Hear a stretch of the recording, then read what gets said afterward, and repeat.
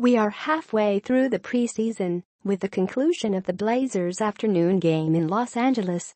The early start caught the Blazers flat-footed, but they eventually took control, surging to an unrecoverable distance ahead of the Clippers. The result? A relaxed 134-106 victory. First half. Although the Blazers had a bit of a false start, they ended the first half ahead by 14, scoring 70 in just 24 minutes of play. They came back from the 7-0 hole by earning trips to the free throw line, shooting 17/19 from the stripe, whereas the Clippers only shot 12 FTs. Offensively, center Jusuf Nurkic stood out early.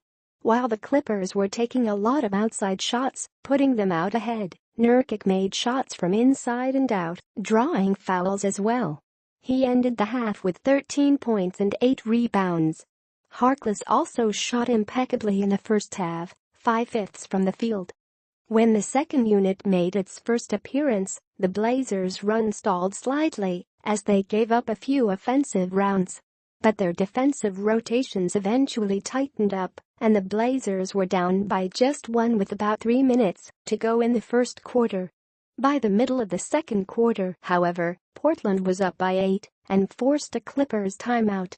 From here to the end of the half, the Blazers let the Clippers continue shooting from outside, countering with penetration while on offense, largely a function of Lillard taking over the game.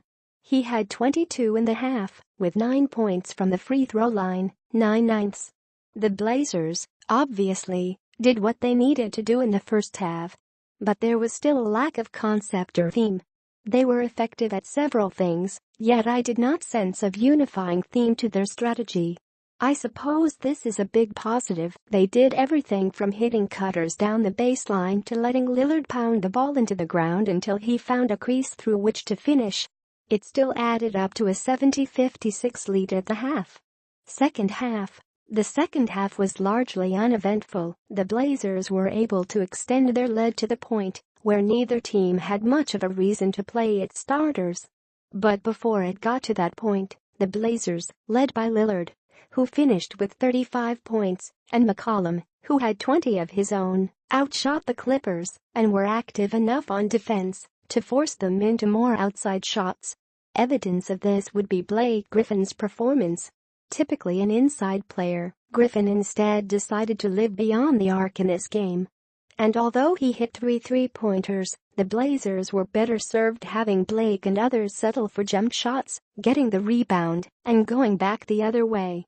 Once it was garbage time, much of the second half, we saw both teams deploy the younger and roster fringe players. Standouts from this troupe of Blazers included Pat Connaughton, who had a nice drive, a block, and a three-pointer.